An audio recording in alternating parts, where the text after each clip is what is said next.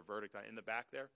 You mentioned early on shutting down the border, not tolerating bogus asylum claims, but isn't that required by federal law to determine whether those claims are bogus or not? Well, I think what you can do is I think you can make determinations that, for example, look, an asylum is a legitimate thing.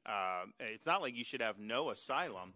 There are people that are persecuted in this world, and if they come and present legitimately, they have every right to take advantage of a provision of our law that. And honestly, like, I mean, these are relatively rare circumstances, but I'm sympathetic to that. But what it's not asylum is you leave one country, you traverse 5 or 6 other countries, and then you show up here and claim asylum. No, if you're really being persecuted, the first safe country you get to is where you claim asylum.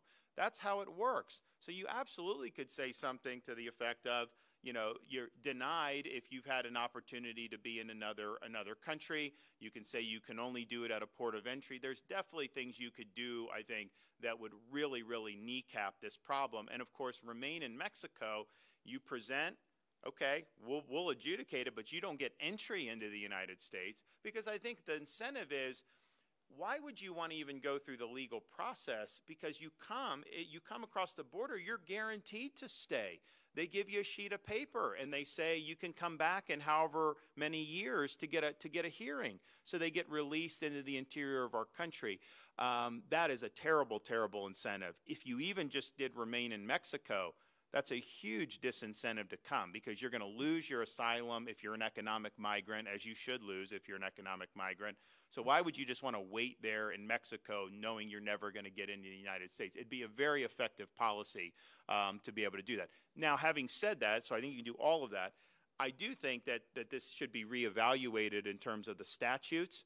I think that there's probably some things that have been unintended in terms of how some of this has worked out over the years, and I think that could be a benefit to be able to make some tweaks. But I think you have the ability to deal with this with executive action right now.